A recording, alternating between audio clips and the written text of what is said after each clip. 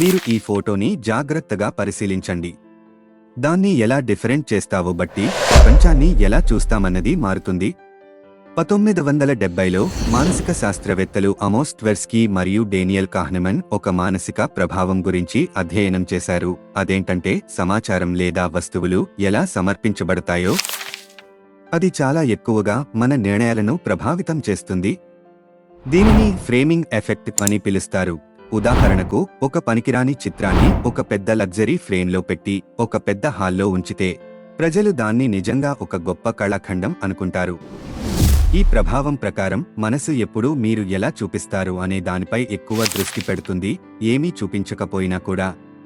ఇదే విధంగా నేను నీకోసం ఎదురుచూస్తున్నాను అని మీరు రెండు వేర్వేరు సందర్భాల్లో అనుకుంటే రెండు ఒక్కటే పదాలు అయినప్పటికీ సందేశం వేర్వేరు రీతిలో వ్యక్తమవుతుంది. ఇదే విధంగా మీరు రెండు వృత్తాలను చూస్తే వాటి చుట్టూ ఉన్న వస్తువుల ఆధారంగా అవి చిన్నవిగా లేదా పెద్దవిగా, కానీ అవి వాస్తవానికి రెండూ ఒకే పరిమాణంలో ఉంటాయి.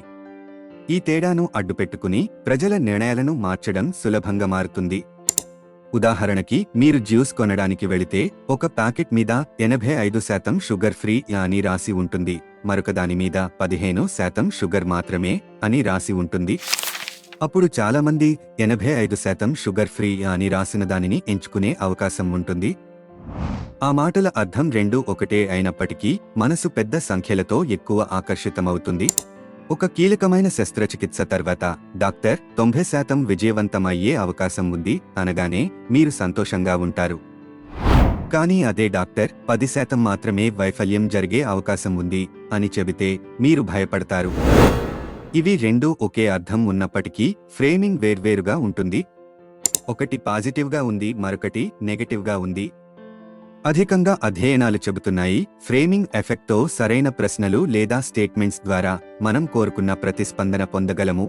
ఫ్రేమింగ్ ఎఫెక్ట్ అనేది కస్టమర్ మానసిక శాస్త్రంలో ముఖ్యమైన భాగం. ఉదాహరణకి, fresh milk, fresh tomato ketchup, real juice. ఈ ఉత్పత్తులు నిజంగా ఫ్రెష్ లేదా రియల్ అని చెప్పడం కష్టమే. అవి మనస్సు మోసగించడానికి కేవలం పేరు మాత్రమే. మీరు ప్యాకెట్ను తిప్పి చూస్తే నిజం తెలుస్తుంది.